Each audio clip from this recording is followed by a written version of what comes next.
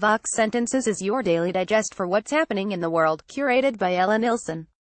Sign up for the Vox Sentences newsletter, delivered straight to your inbox Monday through Friday, or view the Vox Sentences archive for past editions. Spain asks Catalonia whether it actually plans to secede. The synthetic opioid fentanyl is now killing more people than any other drug. LSU is the setting of the latest suspected death from fraternity hazing. Catalonia pumps the brakes on secession. Marco Panza inner photo via Getty Images. It's tough to tell exactly what's going on in Catalonia right now, after separatists held a vote to secede from Spain, declared their right to independence, and then seemingly backed off. Vox Sarah Wildman on Tuesday, Catalan leader Carles Puigdemont reaffirmed that his autonomous region had the right to secede, but stopped short of actually doing so in favor of more dialogue with the Spanish government.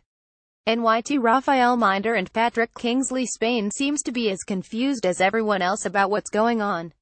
Prime Minister Mariano Rajoy has asked Puigdemont to clarify whether Catalonia plans to secede or not, and has accused him of deliberately trying to mislead people. Washington Post. Pamela Rolfe and James Macaulay. Rajoy has also given Catalonia a hard deadline to give up its mission for independence, after which he has threatened to pull the region's current autonomous status and bring it under Madrid's full authority. Reuters. Blanca Rodriguez and Sonia Dowsett. Spain is a decentralized country made up of 17 autonomous regions, each with its own government. But all are under Spain's broad authority. Wikipedia. Catalonia, the northern region where Barcelona is located, is a very wealthy area, which was a big reason separatists wanted it to become independent.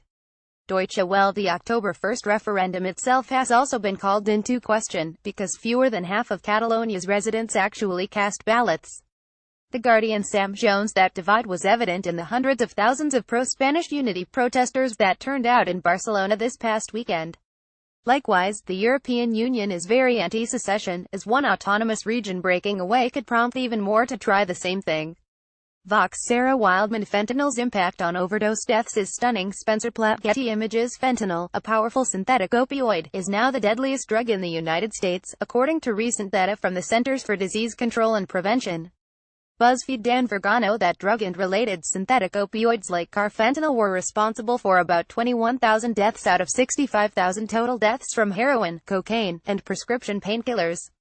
This is notable, given that fentanyl has only been around for about 5 years. BuzzFeed. Dan Vergano. It's already well known in some states, having caused rashes of overdoses in places like Pennsylvania and Ohio. New Hampshire, which has one of the highest per capita drug overdose death rates in the nation, saw a full 2/3 of its drug deaths come from fentanyl in 2016. Concord Monitor. Ella Nilsen. The drug is so deadly because of its potency. It's anywhere from 50 to 100 times more powerful than morphine. Centers for Disease Control. And it can easily be slipped into a batch of heroin, so sometimes drug users don't know what they're taking. Often, drug dealers try to cut their batches of heroin with fentanyl to increase the potency of the drug and their profits. Stat. Alison Bond. Fentanyl's strength has also made it much more difficult for emergency responders and police to do their jobs, for fear of inadvertently overdosing by touching trace amounts of the drug. The Atlantic. Sarah Jang. Fraternity hazing turns deadly, again. Collegiate Images. Getty Images. 10 people have been arrested in connection to the recent hazing death of a fraternity pledge at Louisiana State University's Phi Delta Theta chapter. NBC News. Corky Samazka. Freshman pledge Maxwell Groover died last month in an incident police say is related to fraternity hazing and binge drinking. NOLA.com. Emily Lynn Groover, 19, allegedly died after participating in a drinking game fraternity members called Bible Study, in which pledges had to answer questions about the frat and chug hard liquor if they got a question wrong. Groover reportedly was singled out to drink more, became unconscious after the game, and later died. The Advocate. Grace Toohey and Emma Disher. 8 of the 10 charged are brothers in the Phi Delta Theta fraternity at LSU. Most of them have been slapped with a misdemeanor hazing charge, but one is facing a more serious felony charge of negligent homicide. NPR. Bill Chappelle. This is the latest in a long string of fraternity hazing deaths over the years. The other prominent case in 2017 occurred at Penn State University, where a freshman pledge named Tim Piazza fell down a flight of stairs when he became too intoxicated to stand after a night of hazing. Vanity Fair. Benjamin Wallace. In Piazza's case, there was security camera footage that documented the entire ordeal, showing that members of the fraternity waited far too long before bringing the teenager to the hospital. Still, the fraternity brothers in that case have already been cleared of the most serious charges. BuzzFeed Tasneem Nasrallah. Even though schools like Penn State have promised reforms, investigations show that regulation checks put in place to make sure frats obeyed safety regulations were carried out by students rather than independent checkers. The Atlantic. Caitlin Flanagan. After Groover's death, LSU recently lifted a ban on Greek life meetings and activities, but said it will investigate hazing and try to eradicate it before more new members are initiated into fraternities and sororities. The Daily Review. Evan Sox Miscellaneous. It pays to grow gargantuan pumpkins. Washington pumpkin grower Joel Holland won more than $16,000 in prize money for a record-breaking 2,363-pound gourd. Associated Press. In hot and humid regions of the United States, some prisoners are baking to death in their cells, where temperatures can soar over 100 degrees without air conditioning.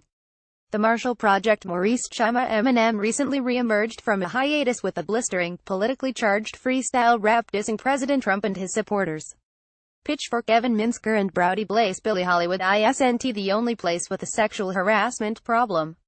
A high-profile sexual harassment case is playing out in academia as well, after two female researchers accused Antarctic geologist David Marchant of behavior including physical assaults and verbal abuse. Science. Meredith Wadman. In Mexico, people who have been deported under Trump have formed a collective to sell activist T-shirts and other products. The group came about as a necessity. Out of work deportees needed a way to make money. Racked. Aniket Brigada. Verbatim read this. Trump is a real-world political science experiment. Win McNamee. Getty Images. How far will Republicans follow their leader? Vox. Brian Resnick. Watch this. How granite countertops took over American kitchens. Granite countertops are an American obsession. But how did they become so ubiquitous? Our nation's countertop history has had a few surprising twists and turns. YouTube. Phil Edwards. Read more. Everything that's been reported about deaths in Puerto Rico is at odds with the official count. How Trump set up Obamacare to fail. What it's like to act in a tight-fitting superhero suit, according to a star of the Tick. Riverdale burned through its teen soap tropes at record speed. Where does it go from here? Insanity and folly. Experts on Trump's proposal to build tens of thousands of nukes.